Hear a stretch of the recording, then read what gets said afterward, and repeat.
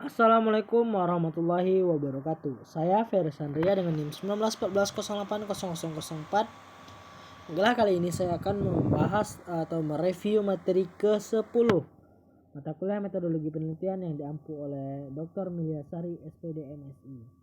Mana kali ini akan membahas tentang referensi. Baik, kita akan membahas tentang referensi. Referensi berasal dari bahasa Inggris yaitu to refer, yang artinya menunjukkan, sedangkan referensi menurut KBBI adalah sumber, acuan, rujukan atau petunjuk untuk memperjelas dan memperkuat suatu pernyataan yang disampaikan.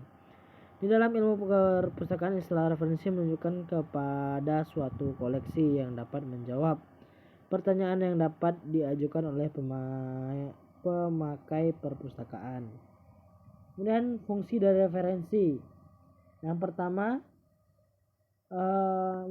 memberikan jawaban terhadap pertanyaan singkat maupun penelusuran informasi luas dan mendetail sesuai dengan kebutuhan pakai. Yang kedua, digunakan sebagai suatu bahan untuk dapat menunjang suatu argumen ataupun teori yang digunakan dalam bentuk tulisan. Memberikan materi yang dibutuhkan, misal melalui katalog perpustakaan, buku-buku referensi, serta bahan-bahan pustaka lainnya. Yang selanjutnya digunakan sebagai bahan pertimbangan. Tidak semua referensi yang di dalam terdapat berbagai macam teori dapat bahan pendukung analisis dalam suatu tulisan. Justru ada kalanya referensi ini dipakai bahan-bahan pertimbangan atau sebagai bahan yang akan dibandingkan dengan referensi lain yang diperoleh. Fungsi bibliografis, menyusun daftar bacaan untuk keperluan penelitian atau mengenai bacaan yang baik dan menarik. Sebagai bahan pengembangan, kemudian memberikan arah bagi para pembaca buku atau karya tulis yang ingin meneruskan kajian atau melakukan pengecekan ulang terhadap karya tulis yang bersangkutan. Asal referensi bisa berupa buku, jurnal, koran, dan internet, dan juga berasal dari disertasi atau skripsi dan tesis mahasiswa S1, S2, dan S3. Setelah referensi, soalnya dalam menulis kutipan ada beberapa jenis penulisan kutipan, yaitu ada footnote, endnote, dan body note. Footnote dicantumkan di bagian bawah halaman karya ilmiah, kemudian nomor ditulis secara urut pada tiap bab. Ditulis dengan satu spasi, memilih huruf dalam harus sama dengan pilihan huruf dalam naskah skripsi. Baris pertama menjorok ke dalam sebanyak 7 karakter. Kemudian judul buku dalam tulis miring atau italik. Nama pengarang dalam ditulis dan tidak dibalik. Dari tidak dibalik. Endnote membuat pengantar kalimat sesuai dengan keperluan. Menampilkan kutipan baik dengan kutipan langsung maupun kutipan tidak langsung. Tulis nama akhir pengarang, tanda koma, tahun terbit, titik 2, dan nomor halaman di dalam kurung, dan akhirnya diberi titik. Body note membuat pengantar kalimat sesuai dengan keperluan. Menulis nama akhir pengarang, mencantumkan tahun terbit, titik 2, dan nomor halaman di dalam kurung, menampilkan kutipan baik dengan kutipan langsung maupun kutipan tidak langsung. Itu untuk menulis kutipan ada 3 jenis, ada footnote, endnote, dan body note. Selanjutnya aturan penulisan referensi. Pengertian jenis penulisan referensi berdasarkan gayanya. Yang pertama, scientific style and founder. Sementara penulisan atau karya yang masuk ke dalam scientific style penulisan referensi bisa menggunakan format MLA, di mana menggunakan bulat angka tersebut menjadi rujukan dalam situasi sebuah karya tulis yang dibuat. Nomor rujukan yang ada dalam karya tulis itu harus sama dengan urutan penulisan yang ada dalam daftar pustaka. Tidak perlu mengurutkan tahun publikasi tulisan, namun tidak perlu diurutkan berdasarkan alfabet. Kemudian apa style? Apa kepanjangan dari American Psychological Association? Sesuai dengan namanya, apa ini banyak digunakan untuk jenis penelitian dan karya ilmiah yang meneliti bidang psikologi dan sosial.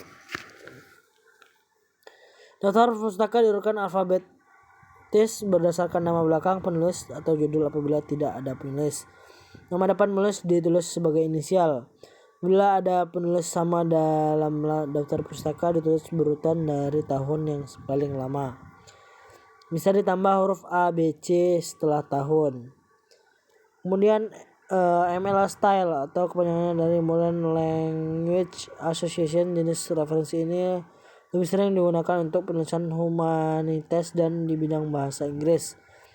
MLA lebih cocok digunakan untuk sumber-sumber penelitian terkait dengan penyajian. MLA style sengaja disusun dengan sederhana, fungsinya memberikan kemudahan kepada penulis untuk membuat kutipan.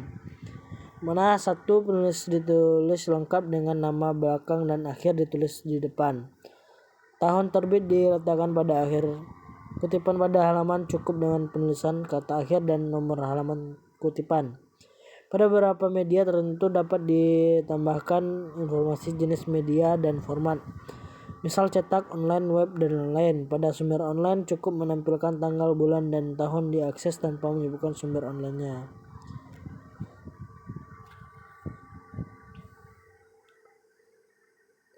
Yang kelima, AMA style. Semua item daftar pustaka didaftarkan berdasarkan urutan numerik. Penulisan penulis ditulis nama belakang terlebih dahulu, kemudian nama depan ditulis inisial saja dan tidak perlu menggunakan koma di antara nama belakang dan depan. Dengan spasi tunggal dalam daftar pustaka. AMA adalah kepanjangan dari American Medical Association. Sesuai dengan namanya, Anda menebak di sini diperlukan untuk apa? Ya, benar sekali. Suatu situasi yang banyak digunakan untuk penelitian di bidang kedokteran, kesehatan hingga biologi.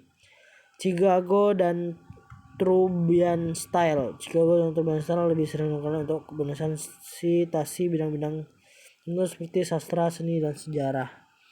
Pada catatan kutipan memasukkan nama penulis seperti terdaftar dalam artikel, nama depan, nama akhir. Sedangkan dalam daftar pustaka atau biografi penulis dibalik nama akhir, nama depan, sedangkan penulis tambahan tidak dibalik.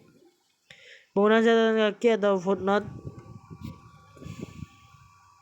serta endnotes dalam melakukan kutipan di dalam tulisan atau karya tulis dengan diberi nomor secara kronologis. Penulis ditulis secara utuh dan dibalik, selalu memberikan informasi tanggal publikasi atau tanggal terakhir di update. Apabila tidak ada, gunakan kode N+D. Judul untuk karya tulis pendek seperti artikel, lagu, puisi, cerita pendek ditempatkan dengan memberikan tanda question di antara judul. Tapi untuk judul karya tulis panjang seperti buku, jurnal, album, film ditulis italik atau miring.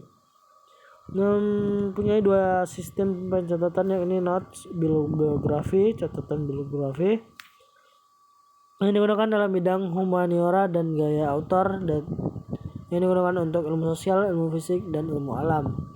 Notes bibliografi ini menampilkan informasi bibliografi dalam sebuah catatan, bisa berupa catatan kaki maupun catatan akhir.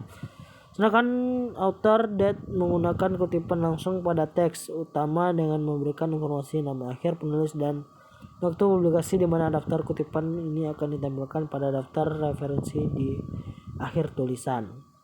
Mungkin itu penjelasan untuk referensi. Saya akhiri. Wassalamualaikum warahmatullahi wabarakatuh.